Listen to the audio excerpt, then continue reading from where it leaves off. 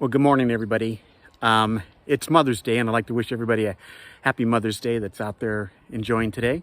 I'm going to be heading out to Corvallis in a little bit to watch Blair play a little volleyball. But in the meantime, I just wanted to kind of update you. I haven't had a video out in a long time, but I'm still restoring and rebuilding bikes, and we should see a bunch coming up in the near future. I've got a 1977 Stingray. If you follow me on Instagram, you can see the progress on that. I have a three-wheel bike that needs to get completed and out to the person that's deserving of it. I have a couple flip bikes that I'm going to be having for the spring season for those that want to go out and have some fun. And then I got a bike that had a catastrophic failure on the frame and I just don't know what to do with. And we'll see what happens. But what I really wanted to talk about today is my newest project.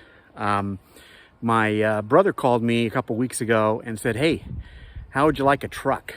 And his wife, Linda, has a 1973 Chevy C20 Cheyenne camper special truck that she inherited from her dad. And she thought that I might like it and work with the grandkids and see what we can do to get it up and running. So just wanted to sit back and show you this not a bike, this truck today, kind of go over it.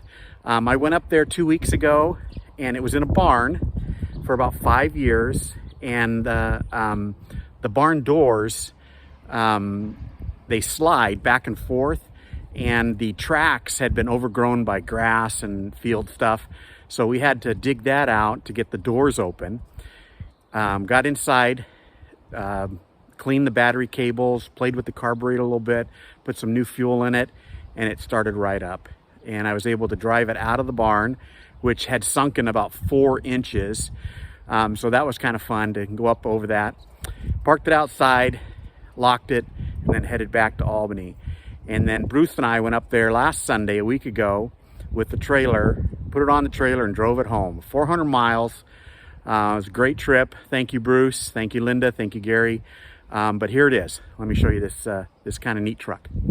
Okay, here it is, 1973 C20, which is a 3/4 ton pickup truck. It's got a toolbox in the back, steps on the side, really kind of nice tires. They're in pretty good shape. I haven't checked the date codes on them, but we will do that. Very, very little rust, a little bit down here. I think I can get most of that out, but it's really clean. It's been garaged most of its life. Just a really nice pickup truck. Got a couple fog lights. They don't work right now, but the wiring on the fog lights is kind of messed up anyway, so we'll look at that.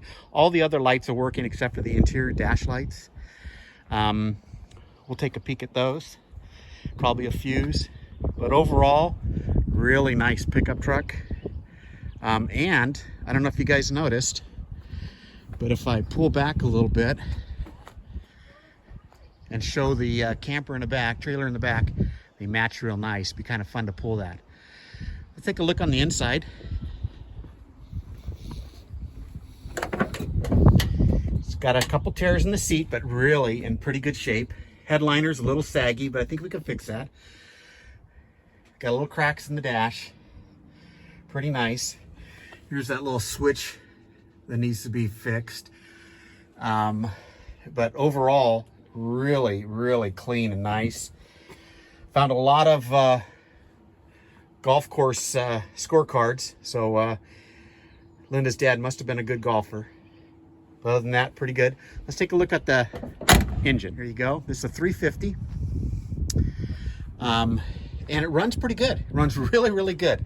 There was a, before it was put away, they did some work on it. They put a new battery, a new alternator. Air conditioning doesn't work, probably because there's no belt on it, but that might be an issue. I'm not sure. It does turn, who knows? But there's a couple leaks, but they took it to a mechanic and he said that there was a cracked head and that was leaking antifreeze. Very little oil leakage on the ground, but if you look real close, there's some issues. But like I said, it does run really well. But the problem is right here. See if I can get this open. Remember I was telling you there was a crack in the head, and there's really little to no antifreeze or anything in there. But when I was running it yesterday, it was just a foamy white mess.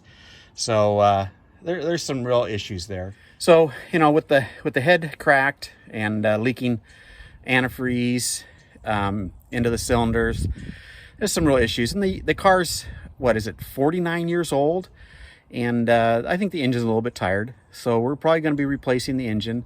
But before we do that, I'm going to do a compression test to see if the cylinders are halfway decent. And then we'll go from there. If I get good pressure, then maybe we just replace the heads, put a new radiator in it, and go from there, because the radiator's leaking also. So that's it. I hope you guys enjoyed this video. It's been a long time, and hopefully we'll see a lot more in the future. Thanks a lot, guys. Bye.